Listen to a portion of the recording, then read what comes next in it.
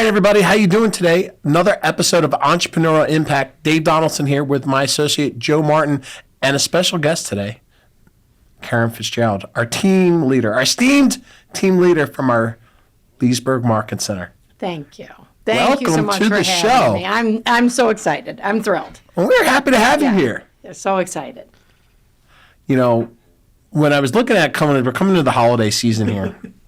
And what I thought about was like the conversations that we have on a day-to-day basis with our associates are massive. And there's a lot of things going on in the industry. Lawsuits was one of the episodes a couple of weeks ago. Business is down for a lot of associates. But it's really important when we're talking to our agents and our associates, right, is being there for them, like having a sense of community in our market center so that we can be that guiding light and guiding force. So when I looked at who could help have that conversation, I immediately thought of you because I know how ingrained you are and instrumental with the people and impactful on their lives and their businesses. And that's why we wanted to have you here today. Well, thank you. No, absolutely. I love my agents. Love them. Well, it's got to start with love, yep. right? Yep, absolutely. Absolutely. So when we're talking to the people at home, right, and we understand, okay, we run a business and we run a market center. But if I said, hey, what does a sense of community mean to you? Well, I mean, I have to go back. I have to go back to when I was an agent. Okay. I think we've talked about this before. I was very, very fortunate to have a broker. I was a new agent, didn't know what I was doing, trying to figure out how to do all these things, who looked at me and said, simply go, and I've got your back. And that, to me, allowed me the freedom to be scared, to jump, and to know that there was going to be somebody on the other end of the phone, on the other end of the email, that, because the scariest thing for anybody is not knowing the answer, not knowing what to do. It does not happen Monday through Friday, 9 to 5. It's always after hours. And to know that there was somebody there that truly wanted to see me be successful, truly cared about myself and my family, and wanted to see me do well when I was taking over this position and talking to Joe and talking about, why I would choose to do this. The thing that kept coming into my mind was, what would make me happy? What do I find joy in? And, the first thing was, watching other people be successful. That was first and foremost, but also I could hear that voice in my head saying, imagine to be able to do that for your agents and to say, I've got your back. And that's every single day. That's what I have to remind myself, is to make them feel that way, that no matter what happens, good, bad, that they know that there's somebody there that is cheering them on, and wants them to be successful. Yeah. I've got your back is a pretty massive statement. Love it.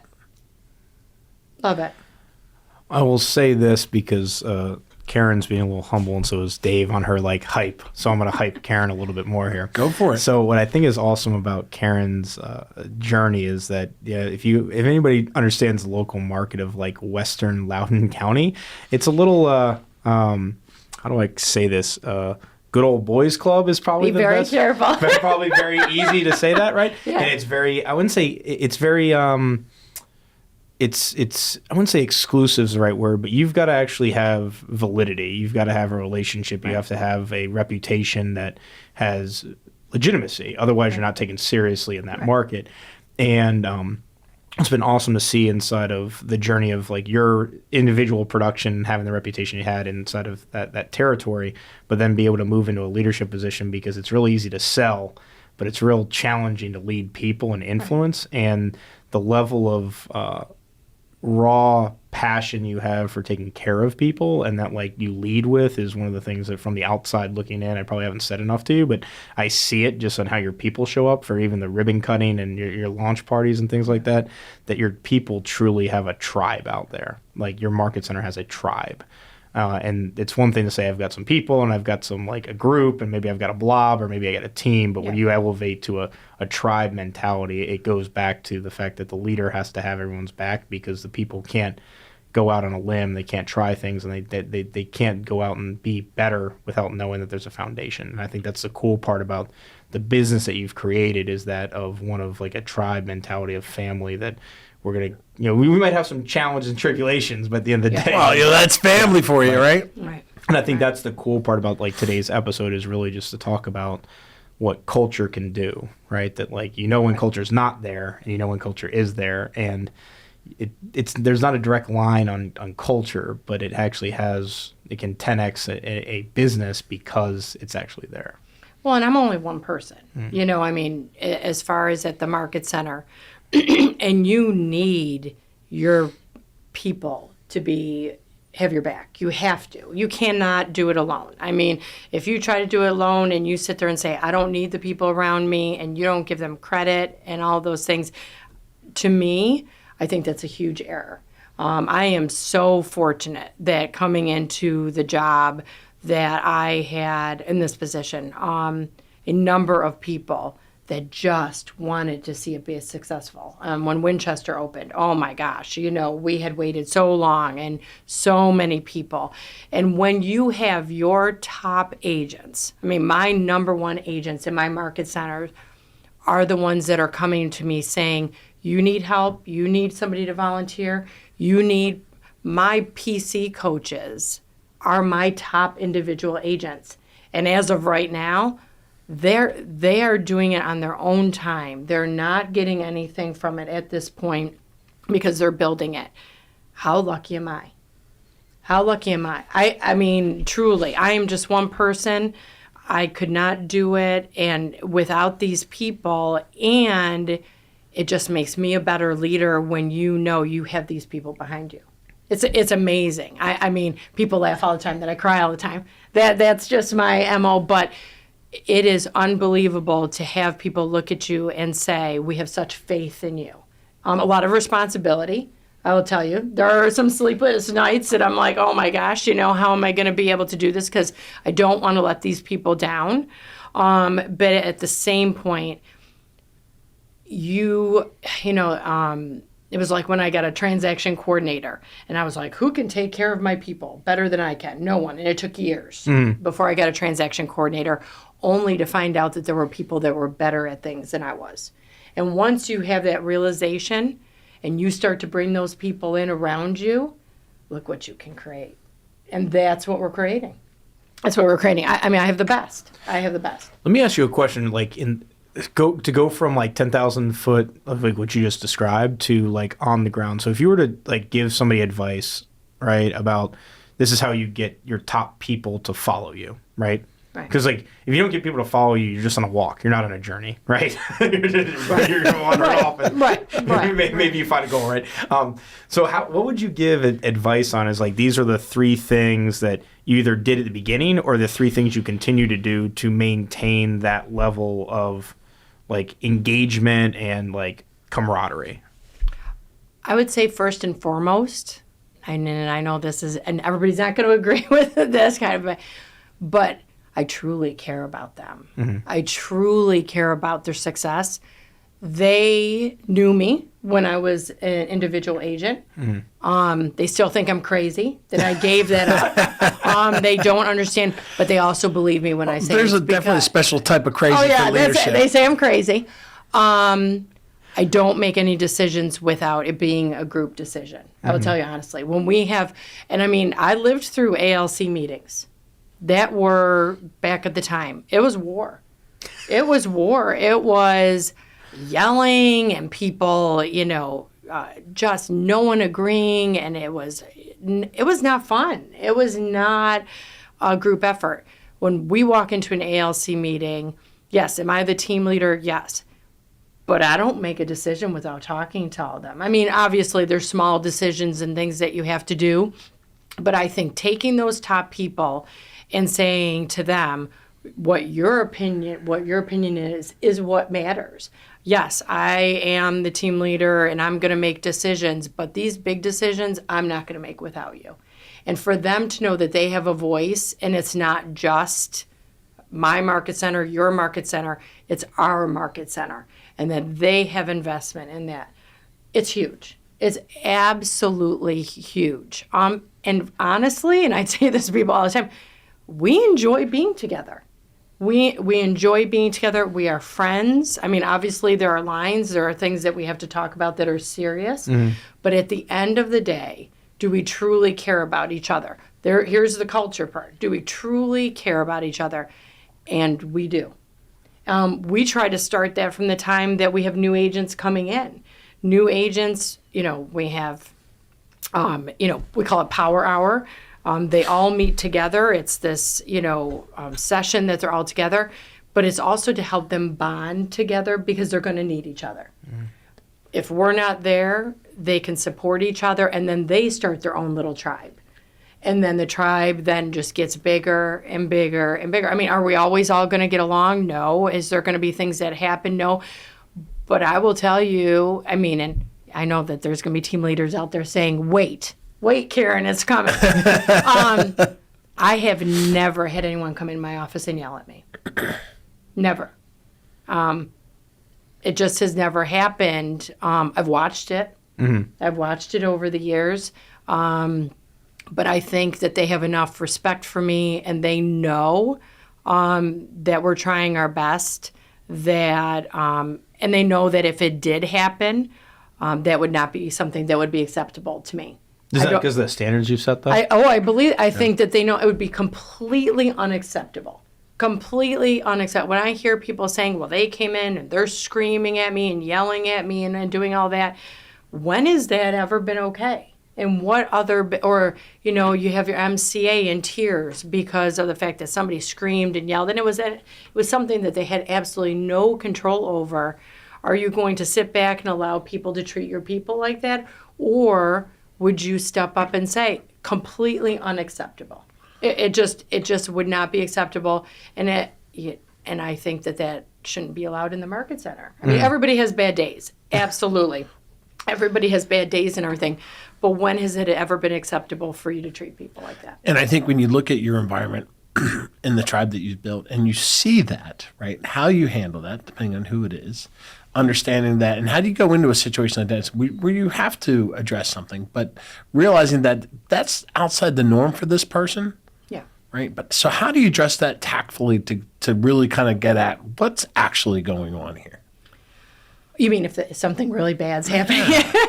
Okay, so this is where the nursing comes in. So for anybody who doesn't know, I was a nurse for 25 years prior to this, and I worked night shift, and I got the most difficult patients. They'd be like, good luck, Karin, here we go. So Joe comes walking in at 1:01 in the morning. And they would say, oh, this patient is terrible. Good luck, Karin. This patient's terrible. They're yelling at everybody. They're saying terrible things and everything. And a lot of times when you went in and you simply talked to them, you would find out that a year ago on that day, something awful happened to them. There was something else going on. And if you could get to that and figure out what was happening, sometimes that just answered the question. It had nothing to do with you. It had nothing to do with the staff. It had nothing to do with, sometimes it does, and things need to be handled. And obviously, everybody's not perfect. People make mistakes. I make mistakes. MCAs make mistakes. Things happen. But a lot of times there's something else going on. And this is where, as a leader, do you choose to end the conversation at, oh, it's just a bad day? Or are you truly going to dive deep into, do they need help? Is there something going on? It's kind of like when we ask them, what's the one thing? It starts here, and you end up in some completely different place with that question. And a lot of times people get very emotional with that question because you find out that what they initially told you, it really has nothing to do with what the one big thing is. It's the concept you're just bringing up is this thing that I always remember within leadership is that you have to spend a reasonable time dealing with people's emotions. Otherwise, you're going to be trapped dealing with unrealistic amounts of times with petty little things like death by 1,000 cuts. And I think that's actually a really important leadership journey for people is that you could take the corporate responsive. Absolutely. Like, well, you're having a bad day, and I've addressed the behavior, and I'm just going to leave it at that. But if you don't lean into people's emotions and have to deal with some level of that, you're just going to keep rehashing the same. You're going to basically have Groundhog Day, and you're going to waste more time by not leaning into whatever you're talking about, the root of the problem. Right, especially with the pressure of what's happening with the market right now. Mm-hmm. You know, we don't know what's going on with people's lives. We don't know what's going on with their marriages or their kids or their things like that. And like I said, you could take the corporate way of doing it. And I mean, and I know that I always tell people we're a little different. We're a little different out in Leesburg. You can tell who our people are.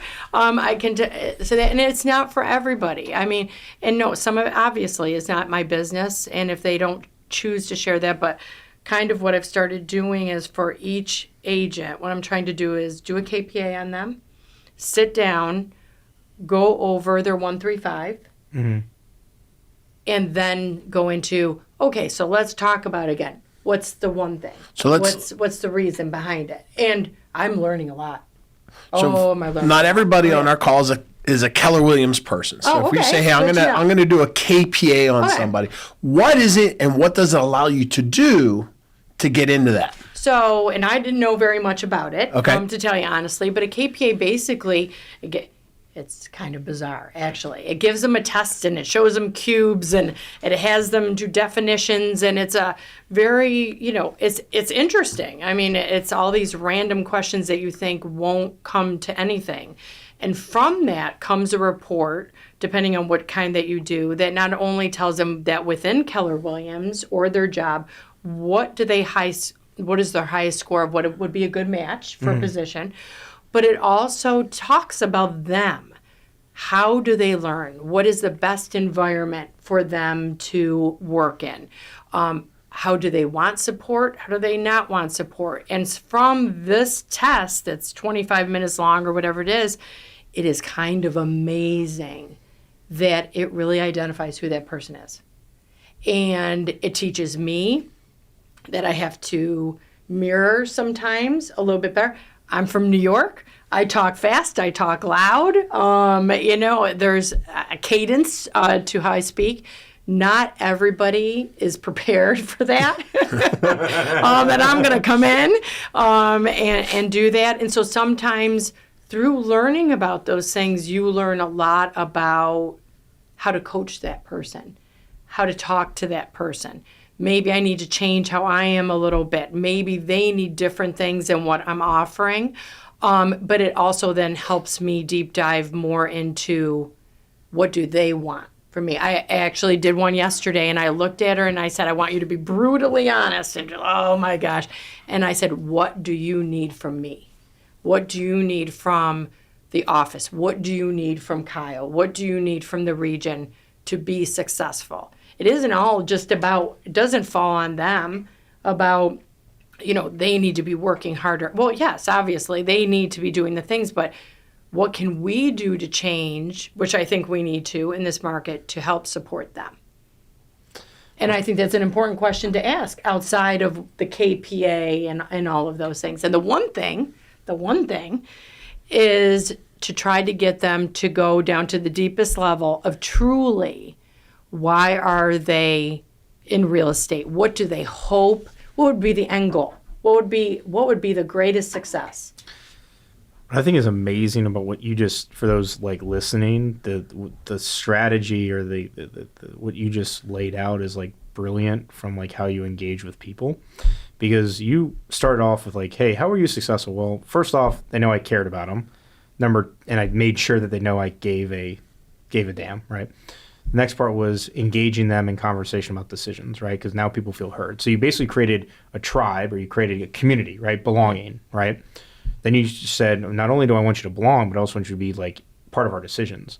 So you actually instilled even more community, because now it's like, oh yeah, Karin loves me and she'll take care of me, she got my back, but also she's allowing me to have these decisions, right? And then from there, you're saying, okay, that's how I establish like my leadership and the culture of the office. And then you went into, well, how do I get people to know that I care about them, but also like help them in their business, but also the personal? You started with, who are you as a person, through a behavioral assessment. So you're basically saying, hey, how do I get to, well, they'll always tell you the fastest way to know somebody really deeply is to live with them, right? Right. The next way is to like work with them on a period of time. And like the third way is a behavioral assessment. But if you don't do any of those things, you don't actually build any rapport. So how are you going to get somebody to open up or even share things around their business and why it's important to them if you don't have any personal connection?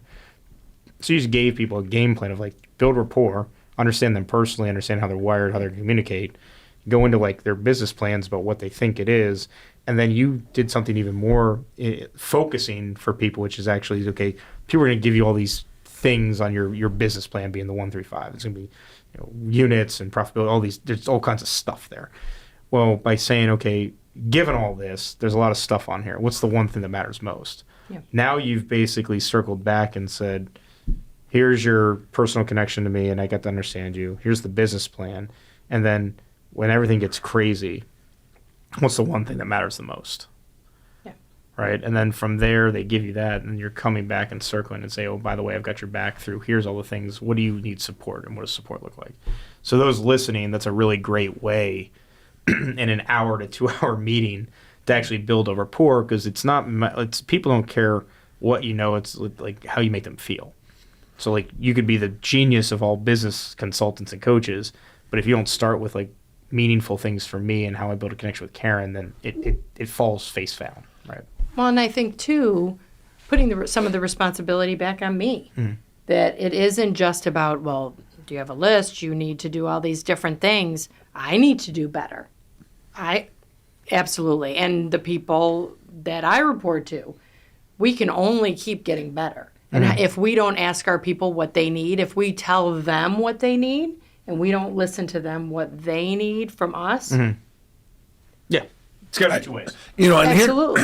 And I love what you're saying about this too, is because I think we all instinctively have a way that we react and handle news and treat people, but there are so many other ways that people need to be treated and handled, and that KPA assessment is giving you insight into them. It's a very personal thing, and then when you look at how the world is right now, right, things like, wow, okay, we got to dig down because we went through this, but I want to kind of turn the tables on you a little bit here.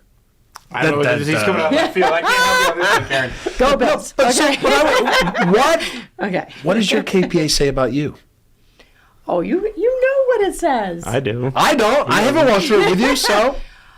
Oh, it's the same thing that it said when I was in kindergarten on my thing. You took a KPA in kindergarten? No, but my report card. Karin likes to talk. Karin is too No, I believe, I don't even remember. I mean, but I'm sure that it says that I thrive off of relationships. Very important to me. That I wear my heart on my sleeve. That I love people, love taking care of people. I think that's why in nursing and then changing careers that has just been a positive for me.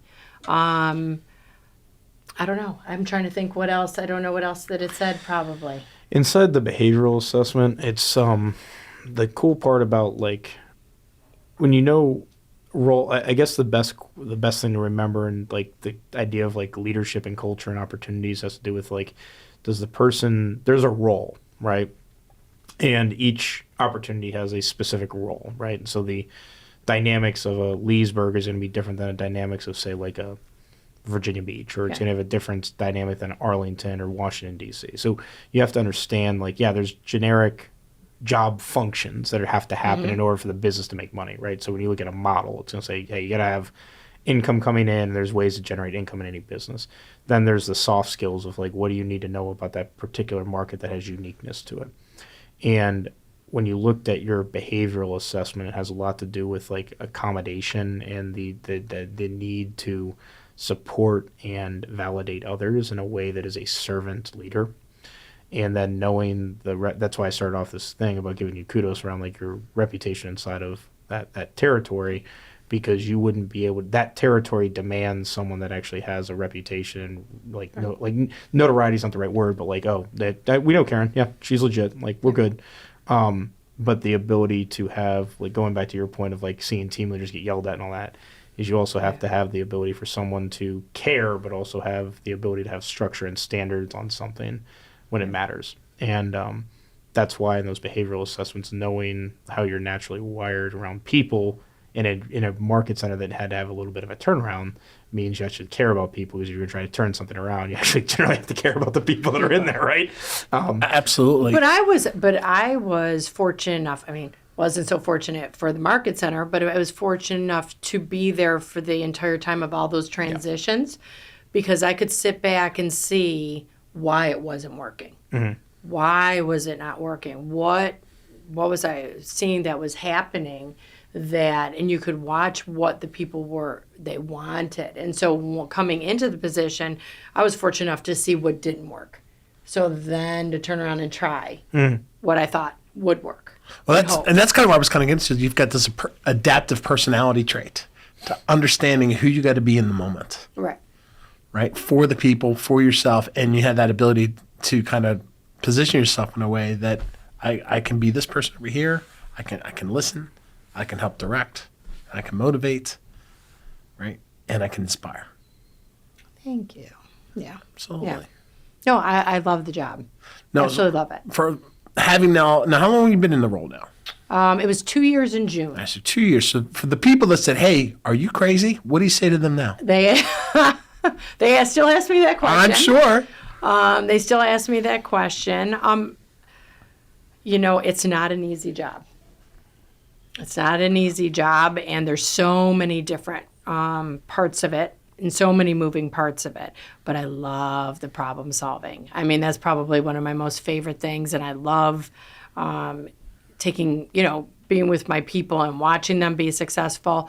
I think with Keller Williams, and I know there's people from other things on here, but I will say, let me say for Keller Williams, they're, think I'm crazy for taking this position, but I can sit back and know that this is not the end.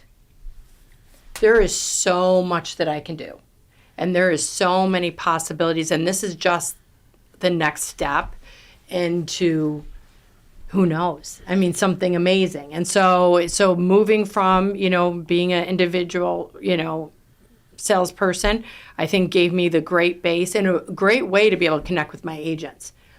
I know how hard it is. I mean, I know how many hours that you have to work, and I know how disappointing it is when you don't close or that your clients are disappointed. I think that helps, and I think that's brought me to the next level with helping me be successful with this job because I understand it. And now with understanding this, hopefully it will help take me to the next level, because in this company, there is so much opportunity. It just depends on, I think, what you love and what you're good at. And I think that I have the support around me. Once I find that niche, they're going to help me. And that's part of what we talked about, the KPA. What are you good at? And whatever that is that you're good at, let's find you the job that'll make you the most successful. So do I think this is the end? No. Look what I have next to me. Do I think this? No, I hope not. Only because I just, I do. I love this company. I love the people that I work with. And so I think it's endless, the possibilities of what can happen. I think what's cool as listening to you is that every leader that's successful has different ways on how they get to success, right? Yeah. Like some people are highly driven on a system, or they're highly driven on a sale thing, or it's actually fascinating to watch. If you don't, we were talking about this earlier, Dave and I, was that you don't really care how someone becomes successful. You just care that there's an outcome, right? That Right. it's I could care less how you wash the car. Is the car washed at the end of the day? Cool, great. I don't care how you did it, right? And what's awesome to hear is that you get different stories. Some people are hard on pipeline, or they're hard on referrals or whatever it may be, but then there's people that say no, I'm going to lead through people, right? And I'm going to get success through people. And I think that when you look at retention and cultures, if you have leaders that truly care about their people, you're going to say, how do I take care of my people first? So how do I take care of my staff first? If I take care of my staff amazingly, then they're going to say, oh, well, I'm being treated so well by my leader, and then I'm going to treat my agents that way, right? And then as you take your team to then your agents who are customers, you start treating them that way. It actually alleviates a lot of problems because they actually feel appreciated, they feel heard, they feel generally treated like a human being. Right. And if you have that, I think a lot of people in leadership forget that, yeah, there is a profit or there's a goal you got to hit. But if you don't address the people and have some level of respect and care, you're never going to get to whatever that goal is, because your people are actually what you need to get there. Right, And absolutely. I think that's why we wanted to have you talk about like culture, because there's people that sometimes are hard driven to get to an outcome, and they shortchange the ability for developing relationships, because those relationships have the long-standing ability to stabilize a business and actually grow it long-term for sustainable growth, right? And have impact. And the next part that I think is great is for anybody listening is talking about a growth progression inside of like a real estate firm. Yeah. That, hey, you can go into sales, and the skill set of sales is one thing. And having that experience is really helpful for the next step of the journey. But like your sales skills, yes, helped, but going into the team leader job and what you had to lead through influence is a completely different skill set than what your sales are. But I think what's cool about your journey is that you'll be able to pair the sales skills in a real estate as well as the leadership skills of influence. And when you put those two skill sets together, you become, I don't know how I better say this, but like you're fishing with dynamite. Like you have a balanced skill set that makes you very valuable in leadership as well as like cultivating development, influence, mentorship, so that people know that, hey, not only does Karin care, but she also understands Right. like legitimate like mentorship and like coaching and accountability, that type of thing. And so I'm just saying that back to everybody listening, is that like there's a very powerful message inside that you were just talking about. I want them to land on that one, because that's actually the point of why we wanted you to have come in, because of that particular skill set. Yeah, exactly. And that's what I was going to ask. And it's like, what would you say to those that say, I've been in the sales side, and I hear that there's more. How do I do more, and why would I want to do more? What would you say to those people that aren't sure? You mean more in the company as far Well, as... it's even more for the company, but more for themselves, right? Because I think when you step into leadership, to a degree, you're walking away from the financial gains of running your own business and organization, but there's more to it than that. Right. I think leading by example. I think if they see that I want more and I want more for them, inspiring people, showing them what else is out there. And it might not necessarily, let's be honest, it might not necessarily be staying with the brokerage. You see people that you can tell it's just not a good fit. It's not what they were meant to do or whatever. I obviously don't encourage anyone to leave, but I don't think there's anything wrong with cheering somebody on if they discover that it isn't exactly what they want. Well, I'm talking even more so to follow your path. Say, how do I want to go from my sales business, but maybe getting into leadership the way that you have Right. is right for me. How do you encourage somebody down those avenues? I would just say for them to just learn as much as they can. Keller Williams, once again, whoever is out there.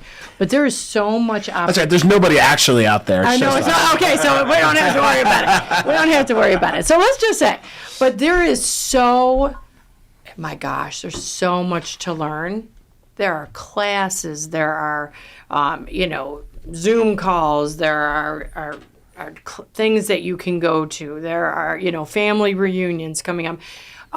But also taking the people that are around you and letting them help mentor. Honestly, I would just say that anything anybody wants to do, if they wanted to move up in the chain of being a team leader or whatever, there are so many people around me that would simply cheer those people on and help find them those resources. We would help. To be a good leader, I think you can't be afraid of helping create great leaders. I know it's being but I think you can't be afraid of that, because if you are and you're afraid, oh my gosh, this person could replace me or something like that. Yes. You want people to be successful. As simple as that. It does nothing to me, to simply cheer people on and want them to be at the best, whatever that is. It does not do anything for me to see other people be successful, even if they pass me, even if they become whatever that is. I should be their biggest cheerleader. You hit it though. That's where it's great at. Leaders make other great leaders. Like Absolutely. You can't be afraid of that. I think some people, I mean, I could see where you could be afraid and say, oh my gosh, if I help this person be successful, oh my gosh, they're going to knock me out. They're going to take my role. But I don't think you can feel that way. I think you just have to, what are their gifts? And then find out what are the different things that are available to them. And it might be outside of Keller Williams to help them be able to move to the next level. Well, don't you think that, like, I'm going to play devil's advocate on this one, right? Lord. In a good way. No, in a good way. Okay. Good way. Like, I think that what I heard you say was, like, I want to encourage people because there's such abundance, right? Yes.